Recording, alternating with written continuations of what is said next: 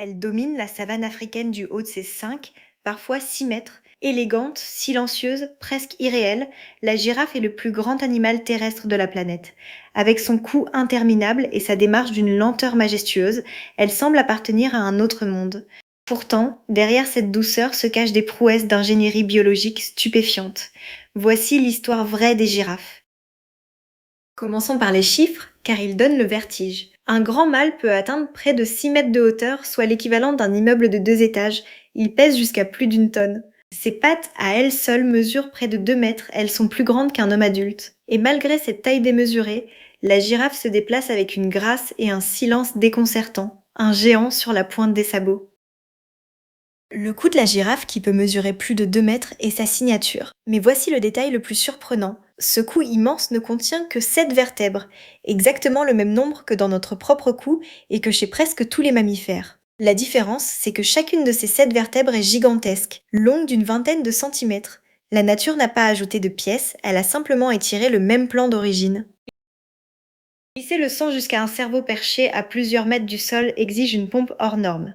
Le cœur de la girafe est le plus puissant de tous les animaux terrestres. Il pèse une dizaine de kilos et développe une tension d'environ 280 sur 180, près du double de la nôtre. Et quand la girafe baisse la tête pour boire, tout ce sang devrait lui exploser le cerveau. Mais un réseau de valves et de vaisseaux élastiques régule la pression, à chaque instant, pour qu'elle ne s'évanouisse jamais. Pour se nourrir tout là-haut, la girafe possède un outil prodigieux. Sa langue, longue de près de 45 centimètres, agile comme une main, elle s'enroule autour des branches pour cueillir les feuilles. Et surtout, elle est d'une étrange couleur bleu-noir. Ce n'est pas un hasard, ce pigment foncé la protège des coups de soleil, car la girafe la sort des heures durant. Avec cette langue blindée, elle dévore même les pousses d'acacia, pourtant hérissées de longues épines, sans se blesser. Sur sa tête, la girafe porte deux petites cornes arrondies, les ossicones. Mâles et femelles en sont pourvus dès la naissance. Contrairement aux cornes des antilopes, elles ne sont pas nues, elles restent recouvertes de peau et de poils. Avec l'âge, surtout chez les mâles, elles s'épaississent et durcissent, car elles servent d'armes lors des combats. À ces ossicones s'ajoutent parfois d'autres bosses osseuses sur le crâne, qui donnent aux vieux mâles leur allure de chevalier casqué. Pendant longtemps, on a cru qu'il n'existait qu'une seule espèce de girafe. Mais la génétique a tout bouleversé. En 2025, l'Union internationale pour la conservation de la nature a officiellement reconnu non pas une, mais 4 espèces distinctes de girafes, la girafe du Nord, la girafe réticulée, la girafe Maasai et la girafe du Sud. Leurs différences génétiques sont aussi profondes que celles qui séparent l'ours brun de l'ours polaire, et leur robe, ce magnifique réseau de taches, est unique à chaque individu comme une empreinte. La girafe n'est pas tout à fait seule dans sa famille, elle a un cousin, longtemps resté un mystère pour la science, l'okapi.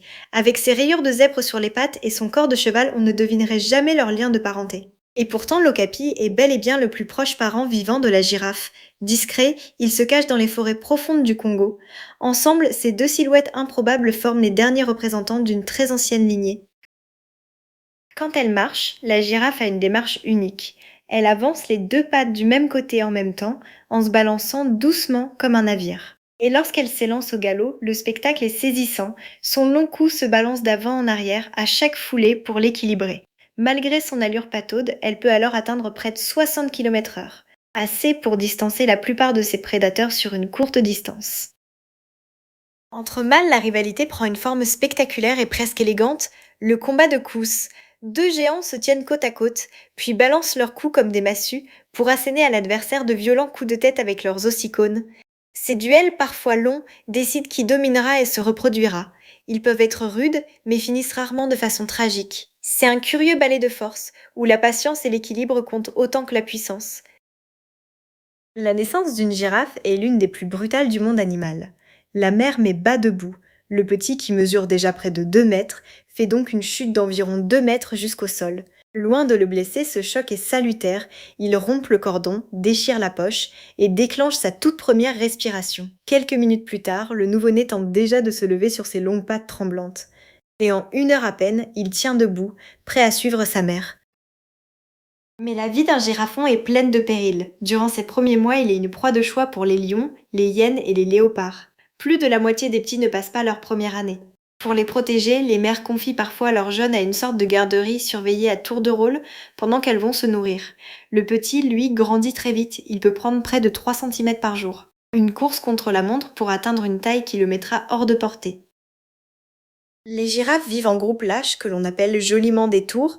Ces rassemblements n'ont rien d'une troupe rigide, les individus vont et viennent librement, au gré des rencontres et des pâturages. On a longtemps cru ces géantes solitaires et muettes. On sait aujourd'hui qu'elles tissent des liens sociaux durables, surtout entre femelles, et qu'elles communiquent par des sons très graves, des infrasons, que notre oreille ne perçoit même pas. Du haut de sa tour de guet, la girafe voit tout, sa taille lui offre une vue panoramique sur la savane et de grands yeux capables de repérer un prédateur à des centaines de mètres. Cette vigilance a un prix, la girafe ne dort presque pas. Quelques dizaines de minutes par-ci, par-là, le plus souvent debout pour à peine 2 heures de sommeil par jour, s'allonger et poser la tête au sol, ne serait-ce que quelques minutes serait bien trop dangereux face aux fauves.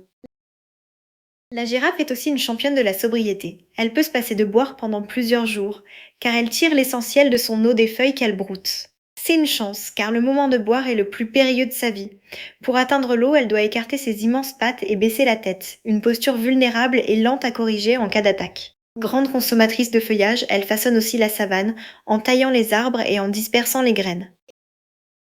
Et pourtant, ce géant pourrait disparaître sans que personne ne s'en aperçoive. Les naturalistes parlent d'une extinction silencieuse. En 3 siècles, la girafe a perdu près de 90% de son habitat. Sa population a chuté d'environ 30% en quelques décennies. Il n'en resterait plus qu'environ 140 000 dans toute l'Afrique, moins que d'éléphants. Braconnage, perte des terres, conflits, la grande dame de la savane s'efface dans l'indifférence.